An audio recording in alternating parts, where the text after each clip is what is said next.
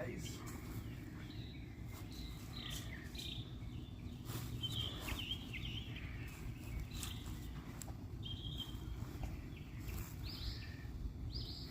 Nice.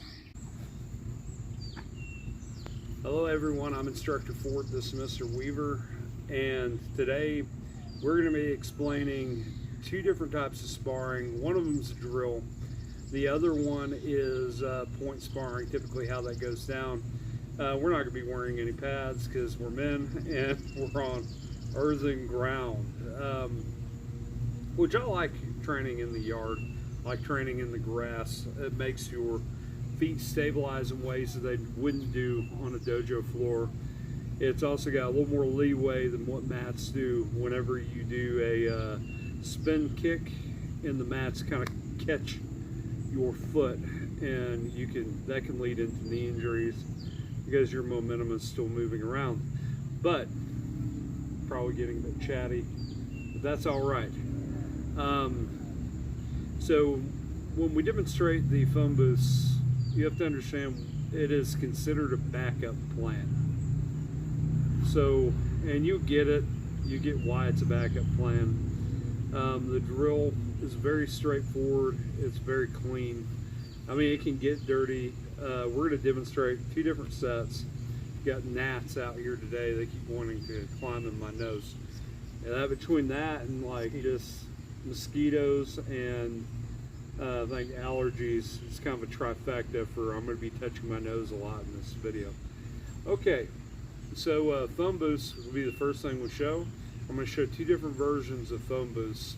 Typically on the dojo floor you would tape off a circle or lay down the hula hoop, or you could do like 80s Michael Jackson knife fighting and tie your leg together with your partner. But when we pair up, our job here is we're going to be in the same circle. So whether we're here and we're across here, you can do it offset, but the goal is we're inside. So even if we line up this leg, we're inside, and this is how close it is. And for a lot of karate people, that's not comfortable. They actually hate that range. So your ability to maneuver in this range is going to give you a lot more to your arsenal. This can give you a lot of perspective on how to move inside long arms and legs. I'm a short dude. I'm not the shortest, but I'm short. So I would consider medium height.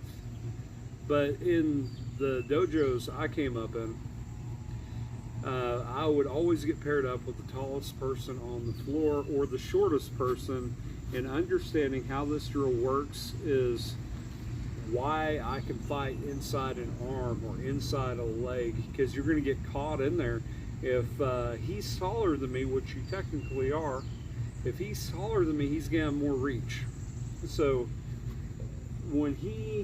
if I stay on the outside, I've got to work my way in. Say my arm is a T-Rex arm and his arm is this long, he's going to hit me way before I hit him. So if I want to use this T-Rex arm, I'm going to have to cut an angle, get in here, and use the T-Rex arm to use my little stubby arms to do whatever I need to do. So the first version of this, you're going to start out nice and slow. You could do like we talked about on the first sparring lesson you got, which I think we've actually given a few, but you can do slap boxing or go ahead and put on your sparring gloves.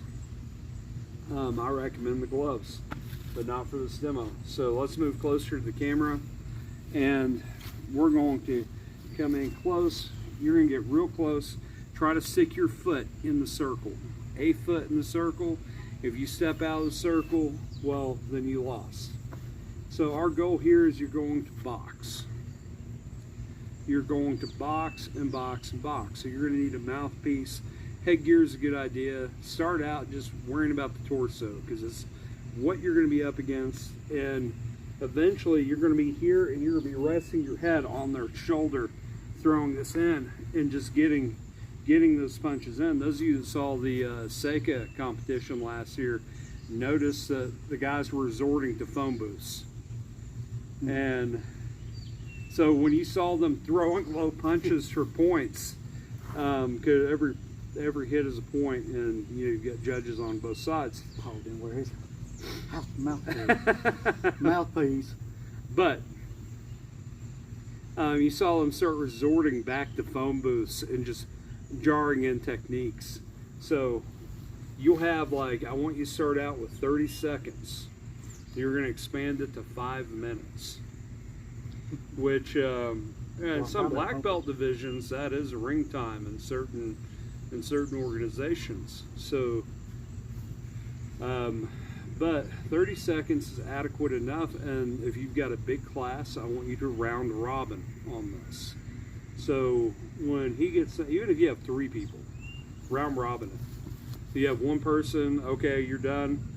One person steps in, and then now we go at it. And then when our 30 seconds is up, I step out and the other person steps in.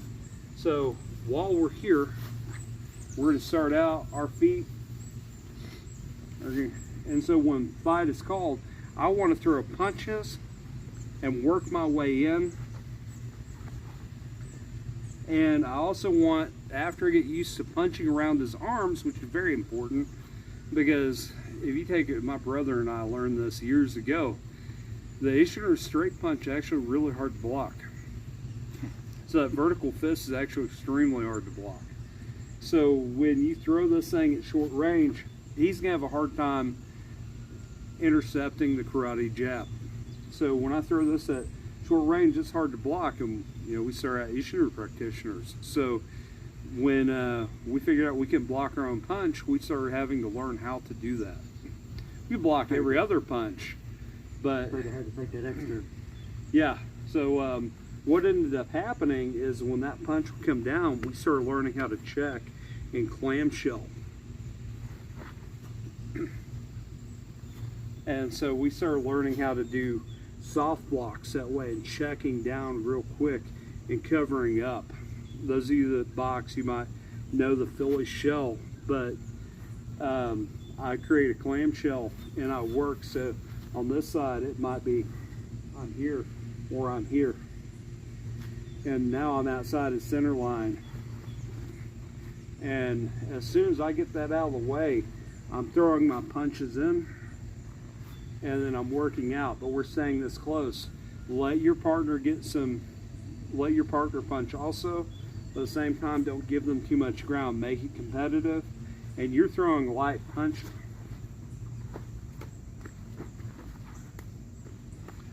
So also, this is where you, like I was talking about the soft blocks, where you learn your short parrying game. Soft block is technically a parry. So as I'm checking here, say I've punched and he's throwing a punch under here, I can drop that forearm in and I've got this hand up here. So if he goes to punch and I start developing that close range skill set, and it's going to make you set apart from other American kick punch karate practitioners, because you can fight completely on the inside. And you're going to drill this. Get it up to 5 minutes and round robin that thing.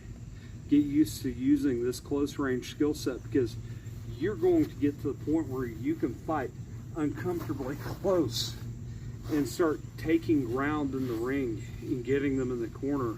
If they do not have the same skill set of scrapping close in, they're going to have a hard time when you add the next facet of this drill. Second drill for phone booths is going to be knee raising.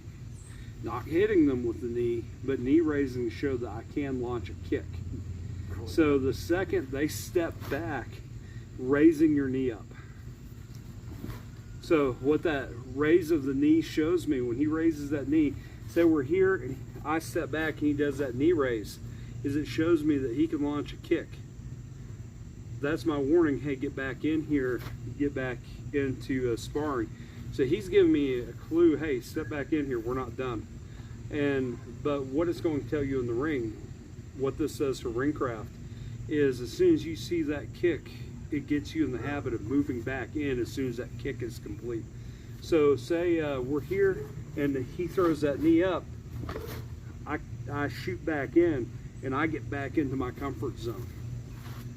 So get used to throwing a knee raise, or get used to throwing a high punch to signal, hey dude, get back in this. You're going to have to keep each other motivated through this whole drill.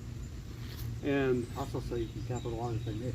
oh yeah, you're going to capitalize on a lot of stuff knowing how to use this. Yeah, So like he that brought up a kick. good point. If he throws a kick and I'm capitalizing and boxing him every time he misses, when that translates into actual sparring, it's going to be a bad day for him because I'm going to stick to him like glue. And if I'm a much shorter practitioner, being able to fight inside those arms and legs is going to be paramount. Especially So- if you leg out. The other knee raise version would be, once knee raises are called, you're not going to hit each other with them, but you're going to work around them. So when I raise my knee, whether it be the front knee, he's going to check with his arm and he's going to move it down. So those of you that have tried my personal form, you might remember on Togyu Kata where we slap on the second set of rib breakers. We slap over and we drive the hand straight down. This is where this comes in handy. So when he throws that knee, say he's throwing it here, when I shoot that straight down, let me move out where they could really see this work. So when he throws like a kick, and when he throws a kick and I cup the top of that leg, I'm going to, if I try to block a kick with my arm, I'm going to get it broken. But that's where science comes into play. I'm not talking about pressure point magic. I'm talking about momentum, direction. You take your pick. So what's going to happen is I'm going to cup and shoot down. And that redirective force is going to move his leg down and kind of parry. It's kind of like when we're talking about the asteroids, how blocks work. You know, you've got this little cursor moving around. You got this asteroid and it diverts the force. If you don't divert the force, your little cursor, your little spaceship is going to get hit with that asteroid, or you're going to have to destroy the whole thing. And there's only so much of that you can do before your arm wears out. So when he throws, say he throws kick off this leg, and then it allows me, for street fighting, it allows me to shoot his other leg out from under him. But let's stick to this drill. So if he throws a kick with this leg, I come in, I'm in. I shoulder butt him to move him, because as soon as he gets off balance, it allows me to move the phone booth with him. Because he don't block.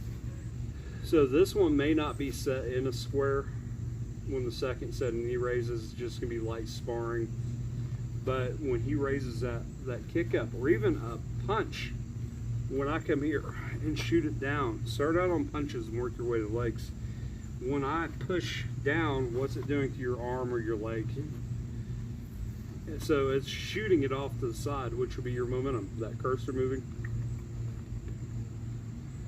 So we're going to get a lot of people looking up, the ones that are not aware of asteroids, that game, they're going to be looking up the reference now.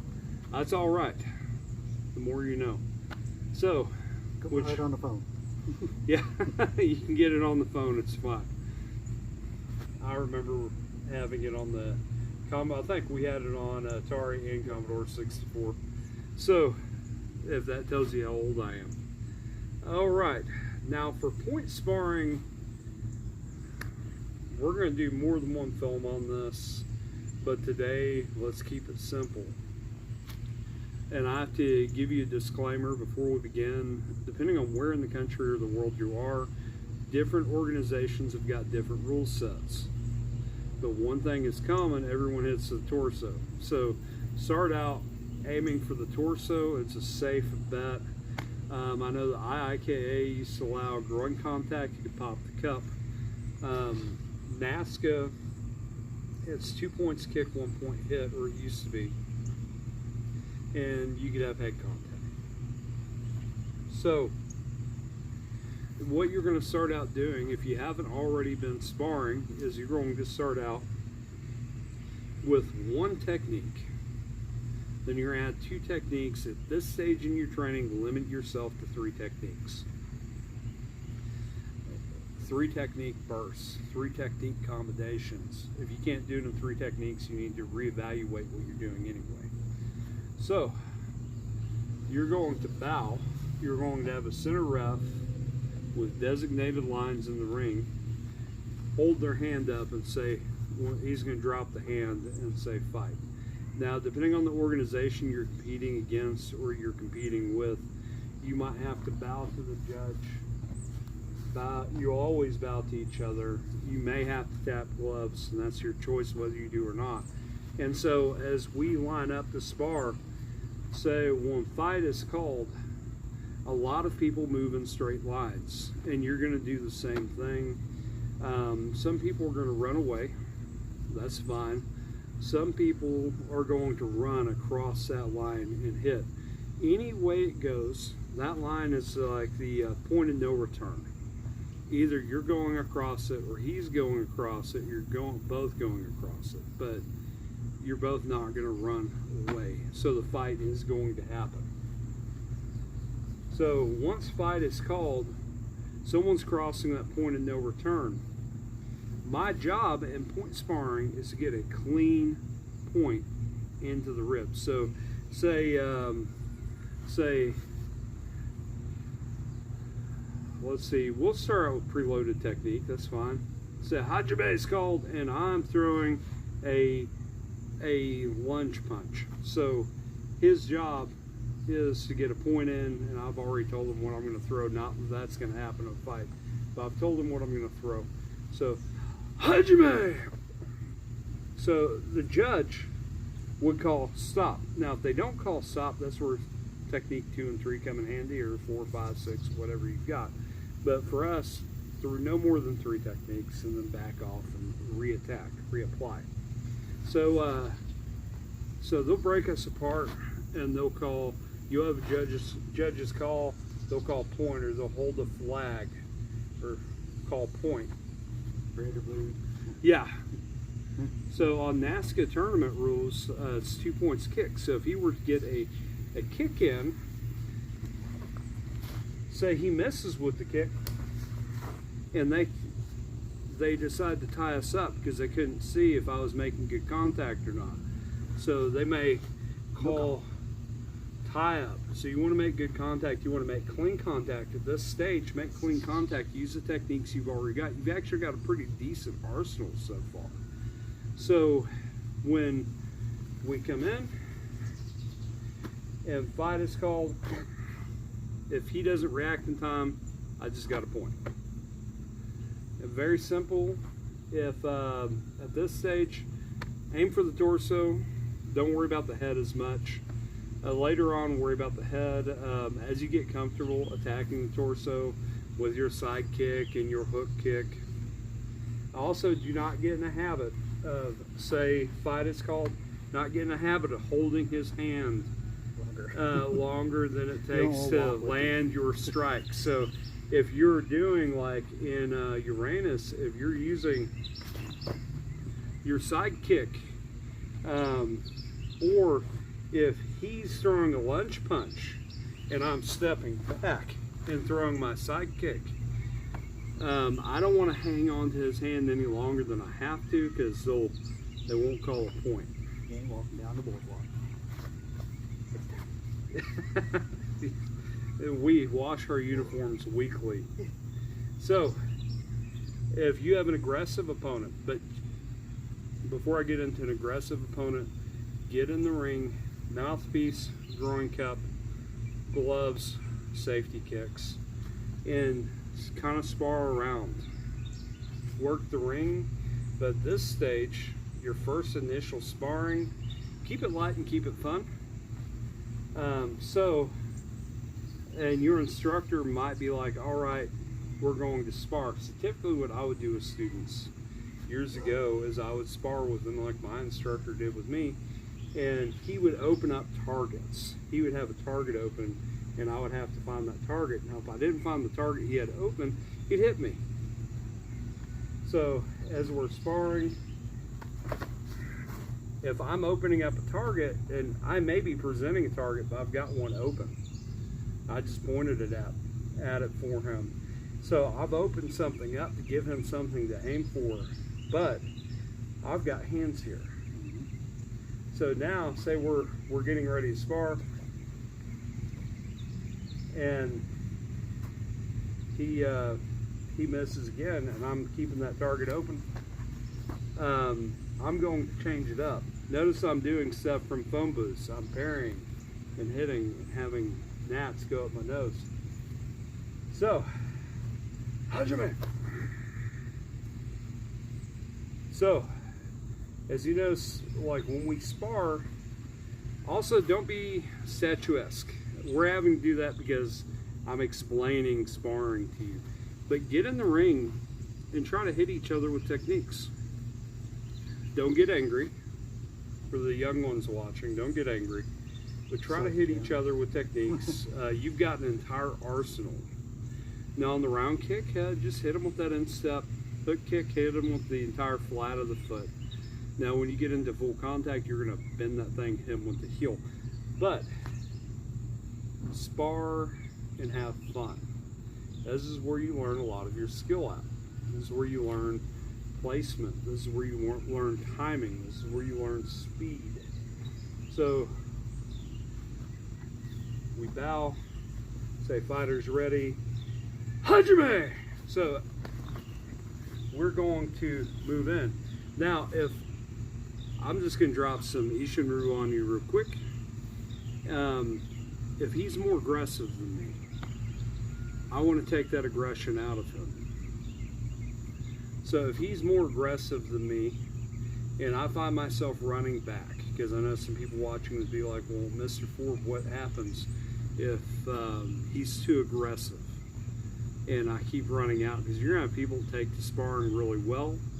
And if he is more aggressive than me, I need to, and I find myself running out of that ring, I need to take stuff back with me or learn how to cut angles. You've got two choices here. Well, technically three. You could just stand there and get hit.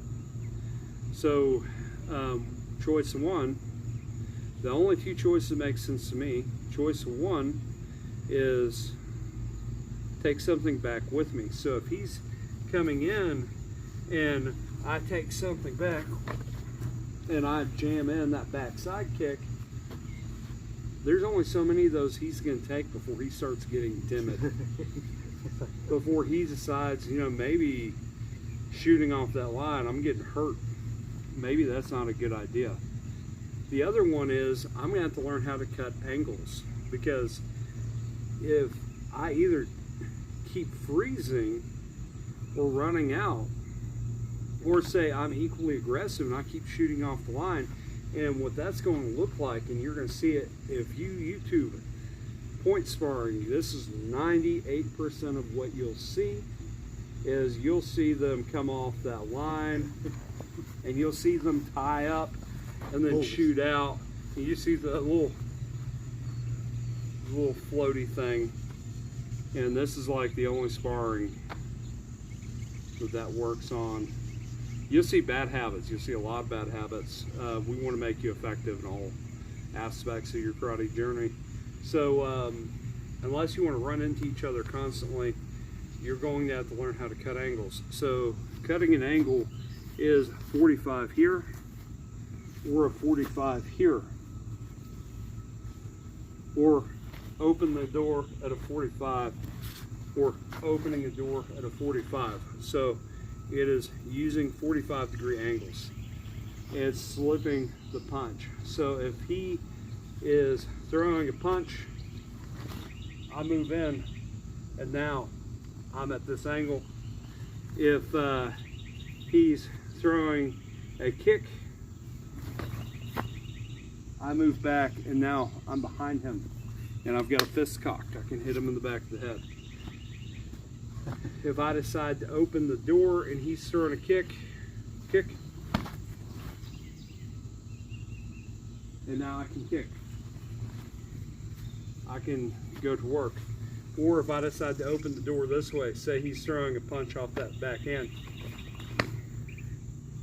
I open the door in one of four directions. Now where you end up may be something different. Or one of my favorites If fight is called, say we're squared up, I'm using a southpaw sense. If fight is called and he's coming off that line, just rolling, using him to roll. I think under black belt that's a lot of fun.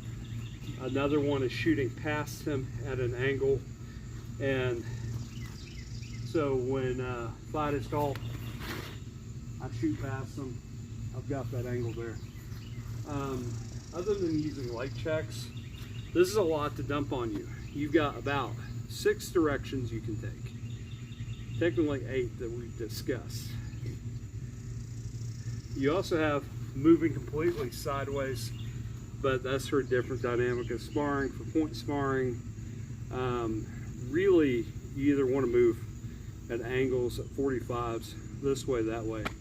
Move back and take something with you, or move straight ahead and be the aggressor. But if you've got an aggressive opponent, you're going to have to either cut an angle on this side.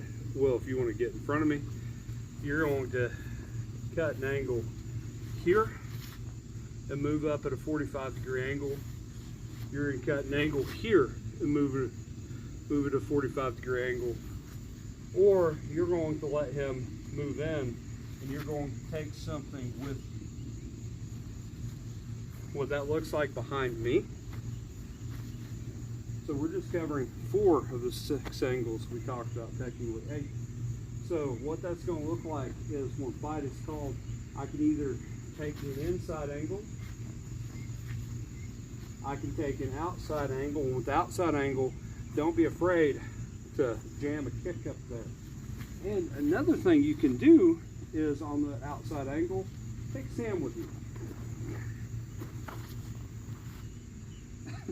Just feed him a hook kick.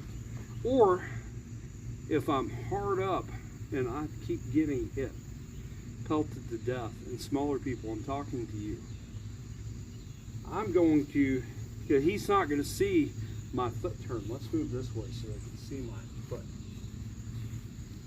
If I'm much smaller than this man here, I'm going to, he's not going to see me turn my foot back as they're getting ready to call fight. So I'm going to turn my foot facing back. And when he comes in, I'm going to step and I can turn and kick, or I can kick there. Another variant would be to grab and feed him a round kick. I can feed him hook kicks. I can feed him back kicks. I can feed him side kicks. But at this stage, so one technique. So when we spar, he's got one technique, and say his technique is side kick. Say we both have the same idea. A lot of times you will. And say fight is called, and he throws side kick, and I move out, and then I throw a side kick, and he moves out. That's up to you. Sparring, you're just going to get used to sparring. And the key thing is at this stage, that torso, from the ribs to the sternum, from the pelvic cradle at the belt to the bib up here. So, rib, bib, cradle, no spine. Be safe around the kidneys, hips, and groin. So, no throat at all, no neck. Essentially it. Sparring is a lot of fun. Bring in the head eventually. If you don't start out with the head, bring in the head. Anywhere there's headgear.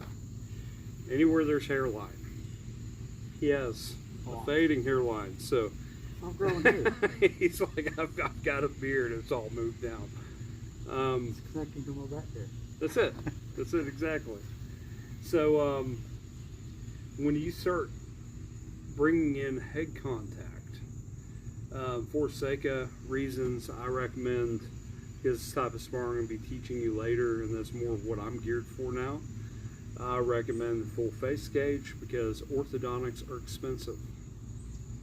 And there's nothing like getting to hit someone in the face and not worry about having to pay for orthodontia. Or eye surgery. Or eye surgery, yeah. So the two most valuable things, three technically, the eyes and the mouth. Fingers are okay, they can get broken. Fingers can get broken, reset. But Eyeballs. the two most valuable things are kind of what you want to protect. Also, they used to be anti-chest protector. I actually like them now, only because I had to have an abdominal tendon reconstruction, and that baby was $71K. So, bare knuckle sparring has its tolls it will take, and poking holes in that tendon is one of those tolls. Also, some Sanchin testing will do the same thing. So, I was a very anti-chest protector, and now I'm very pro-chest protector. It is your choice. I recommend them. I think they're great. At the end of the day, I want to go home and not have to worry about holes in my abdominal tendon or broken teeth or a missing eyeball. So we want to protect what's valuable. It also allows you to do very gnarly things to each other in the ring you can't do otherwise. But yeah, definitely start out with one technique, bring in head contact after you get used to the flow of sparring. And so say now we've got head contact, and what my Aishner instructor used to do to us, like day one sparring, like, never shake hands. Do not try, or you'd be bowing, and if you didn't maintain eye contact, he'd slap you. It's like always look eye to eye, or he'd kick you. if you're not paying attention, he'd kick or hit you. My dad did that. So, and you know, we make light of that, but that's very true. Not everyone you're sparring with is your friend. And at tournaments, you do not know that other person unless you do know that other person. I know that years ago, myself and Josh Leach, it seemed like we'd always get paired up. And he's like 1.5 feet taller than me, so we'd always get paired up. And like I would end up like with just blood, and he would end up with uncomfortable urinary issues, and we would just end up, we're wheezing, we'd both wheeze. But yeah, once head contact is there, just before I go off on a sidetrack, once you bring in head contact, you've got options. Also, about the time you bring in head contact, bring in 2 and 3 point hits. So, and the foam boosts are going to help out. So when fight is called, hit. Don't be afraid to use ridge hands. Don't be afraid to use chops, back fists. When you're lining up and you get ready to spar, if they're moving slower than you would like, back fists or hand. Capture it and nail out that kick. Eventually they'll get to where they can block that, but not necessarily initially. Eventually. So other things is cat pawing, and that's just like hitting them with checks, slap block, check, and maneuvering that arm out. We had a guy that I trained with that he was notorious for windmilling on people, and he would just like cat paw his way on top of his competition, just climb up them and back fists. And I hated when he would do it to me, and then you got to where you would move around that. Now also another important thing about sparring in the dojo, even in tournament, is power perceived is power achieved. You're going to have people look way more powerful than they are based on how they do in the sparring ring. That's why techniques like taking that back kick with you, taking something back with you are so important, because you want to take that bravado out of them. I want to win up here as much as I want to win here. They don't want to hit that again. No, they don't want to keep running into backside kicks. And if you do it right, they're going to land on their butt. Because not only are they contending with the power of the kick that you're throwing in and your balance, they're bringing mass forward. So I'm 236 pounds. How much do you weigh? 220 now. He actually weighs less than me.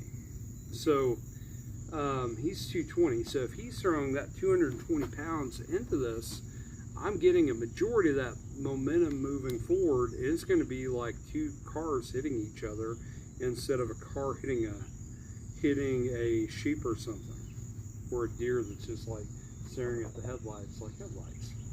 But when I bring this back and then I jam it out, he is going to run into that force moving forward, and he's running into my heel. So all my force is put to a point, and he's running into that heel. He's feeling the point, and he is likely going to end up getting knocked back or ending up on his butt. We're deciding that, you know, that's, even if it doesn't hit him, man, that guy about hit me. That's a bad idea. If he's got a good coach in the ring with him, some tournaments allow you to have coaches. If he's got a good corner man with him, and that ring coach is like, hey dude, don't shoot in on him like that again. Especially if you've done it twice and you got nailed with that thing twice. Your corner man is gonna be like, hey, stop doing that. Angles. He's exploiting your open spot. The other thing is, if you're overly aggressive with people, you know, I've been talking about being underly aggressive. If you're overly aggressive, keep that heat turned up. Turn up that heat, especially in a competitive environment. I had a guy at a Hall of Fame tournament one time years ago ask me, and I ended up I don't think I placed in it. This was my first time fighting in a men's division. And I don't think I placed in that tournament, but he was my first fight. And we had done kata, and we had done weapons against each other. And he had made the fatal mistake of asking me to not be so aggressive with him. And I'm like, dude, we're competing against each other. What do you mean, don't be so aggressive? And so fight got called. And how I ended that fight is I chopped down the tree. I just nailed the same round kick. I would hit, boom, touch, hit, touch. And I just sat there and I chopped down the tree. And he blocked the first three. The fourth one I hit. And I hit him hard. I remember hitting this dude hard because I was like 18. This guy was probably 29, and I'm thinking this 29-year-old man's going to ask me to be easy on him. And I remember eating one of his punches. He wasn't being easy on me. And that's when I decided that, well, that's how we're playing this game. I better chop that tree down. And so for the next 3 points, it was me just torturing this man. So if you're going to be aggressive and intelligent. Think about what you're doing. We can get up here and spar all day long. It's not going to replace your experience in the ring. So get with a sparring partner. Start out with simple things like sparring and being like, okay, well, we better start out with side kick and straight punch. Start out like that.